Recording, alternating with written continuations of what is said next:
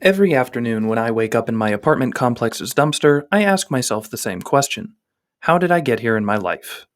But then I crawl back in through a window, make my coffee, and ignore this important inquiry because I need to crank out another YouTube video.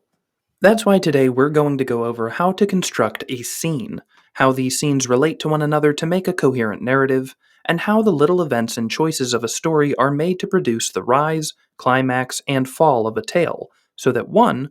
Our lives as writers are easier, 2. Your audience is better able to follow along with your story, and 3. Maybe I can figure out why my neighbor's trash provides excellent lumbar support. To do this, we're going to take a look at one specific scene from Attack on Titan, consider how different vantage points within this scene create tension, suspense, mystery, or a plot twist within the story, go over how differences in setup and audience understanding drive the scene and story forward, and, most importantly, discuss how you can do the same thing in your own storytelling. But before we get started, ooh, the suspense! Let's go over what scenes really are. Scenes are the organs of a story, but not the stupid ones like your eyes, lungs, or pancreas. We're looking at the digestive tract, where raw story ideas go in, get reimagined in a new and impressive way, and then out pops your story, smelling like a piece of. Within each stage of eating is a specific process: chewing, swallowing, digesting, severe indigestion, which all lend a hand in developing the final product, and so every scene within a story must be something special and miraculous. Right? Wrong. Sit down. Who invited you? Scenes are the tiny stories within your story, with rising action, a climax, and resolution, a character want and need, and a clear purpose as to why the scene occurs. They all have this basic structure, and if you don't hate yourself, I strongly encourage you to ask yourself what these features are when starting your writing for each scene. Even if you do hate yourself, this small amount of organization will keep you from going bald or graying prematurely, unless you want to look like a dusty ice cream cone. So, let's see how Attack on Titan executes this process on two separate occasions for one recurring scene with point number 1. Keep tension high. Whether we revisit a scene or not, it's important to keep the tension steadily increasing throughout in order to keep everyone's attention. Remember when you lost that Jello shot challenge, became openly hostile, and told everyone at the bar you were going to drive home? It's a lot like that. Only, in the case of storytelling, your audience should actually care what happens. In Attack on Titan, the first time we see Grisha turn the royal family into rice cakes, there is an ever-increasing level of tension.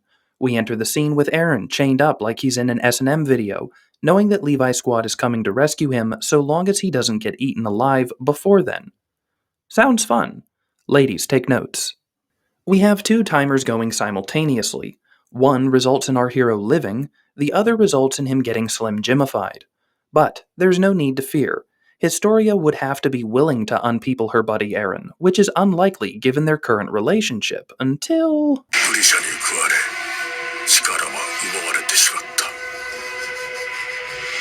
This is pretty cool. We have a reveal which explains how Grisha got the Founding Titan's powers, and as an audience member, we think, oh wow, that's awesome. Now that part of the story makes sense, and I understand everything.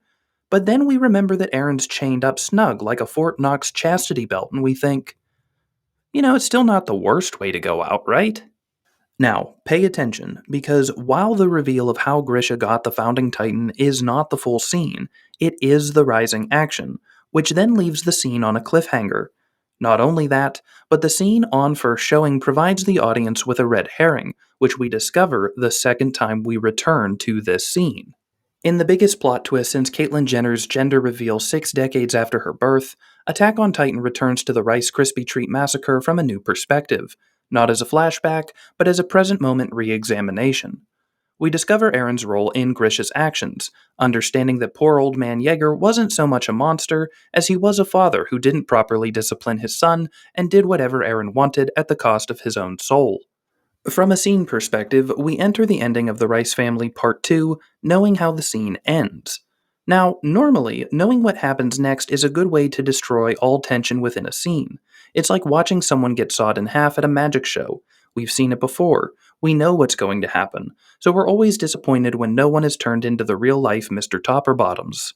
Conversely, if your audience knows where the story is going next and you, as the writer, subvert the expectation, you can reinvigorate the scene and keep tensions high.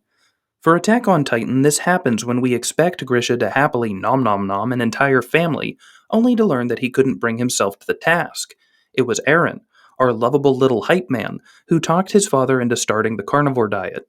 This would be like watching someone get sawed in half at a magic show, but when the boxes come back together, the assistant is now either 2 feet taller or still has two halves that work completely fine. The expectation is subverted, but the story continues on as planned.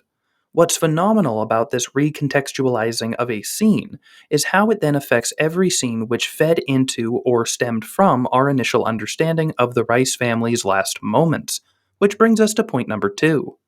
A scene doesn't occur in a vacuum. Going back to our digestion metaphor, every step in the process, every scene in your story, occurs in sequence, but they also occur in concert. What the hell are you talking about, Andrews? The only concert I've ever had in my digestion system was botulism. Exactly, so hold that thought. Obviously, if we look at our first scene as step 1, or chewing your food, it's followed up by scene 2, step 2, or swallowing. But, as anyone who has eaten Waffle House knows, digestion is not always a one-way street. Sometimes we get to a certain part of the story, let's say the stomach, where things take a turn in the opposite direction. While moments like this in real life are a real downer for your friend's bathroom or kitchen sink, they are a chef's dream when it comes to storytelling. In Attack on Titan, we see this with both scenes of the Rice family deaths. On first take, we are better able to understand Eren's weird dream at the beginning of the show where Grisha tells him to save Mikasa and Armin. I finally understood that Grisha has been hiding inside of Eren this entire time and not just out living the single life without a kid to weigh him down. We learn why Historia never saw Frida again and why she has to go into hiding as a direct consequence of Frida's disappearance. And, because of all of that, this one little 2-minute flashback scene, we learn how Eren and Historia's lives are linked. On the second take of the scene, the one we see through Grisha and Eren's perspective, sure, we learn that Eren was the bad guy, but we also learn the Attack Titan's true power.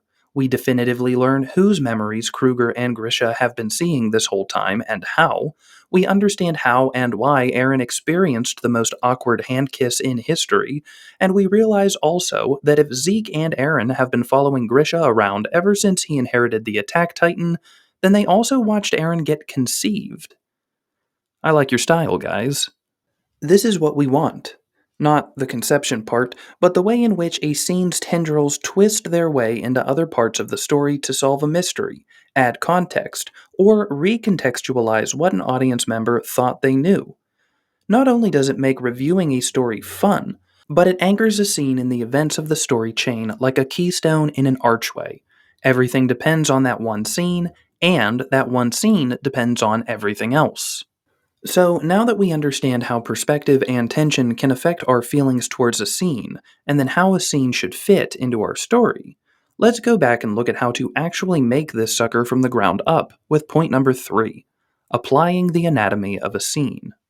If you went to college for writing or went to some prude teaching a writing course, they might have complicated how to think of a scene so you'd have to retake the class, and every ounce of your imaginative juices were crushed from your soul.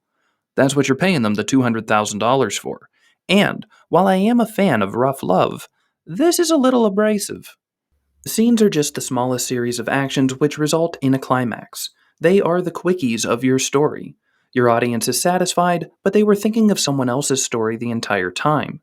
If we add in some foreplay and string a bunch of scenes together, this becomes a sequence, or what I would call a chapter.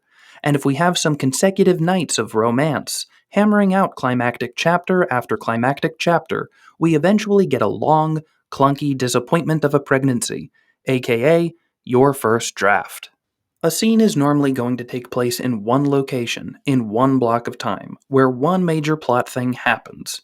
For example, Historia and Eren learn how the Rice family died in a short little story from Papa of the Year, Rod. Additionally, we learn Eren was the one most responsible for the events of that night's festivities. only one major action happens, only one major climax is made, even if multiple story holes get filled or mysteries get opened. Finally, there should be an external and internal change in circumstance for our main characters. This isn't inherently the main character, it's whatever character is the focal point of the scene. For scene 1, our main character is Historia. Externally, her predicament to chow down on an Aaron Supreme doesn't change, but because her knowledge of Aaron's father unliving her sister does change her mood towards Aaron himself, the scene manages to change her internal drives and feelings. By changing our main character's internal state, we then change their external actions. Whereas at scene's beginning, we had no doubts that Historia would not confuse Aaron for a Chipotle bowl, by scene's end, we're not so sure. For scene 2, our main character is Grisha. At scene's start, he doesn't want to applesauce the Rice family, and the external state is apprehensive but non-violent. After Aaron gives his dad a pep talk, Grisha becomes incensed, and the scene goes south real quick.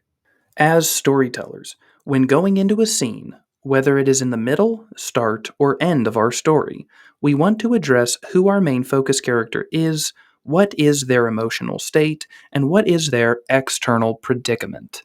You can just write these things down in the margins, on a napkin, or on your baby's forehead.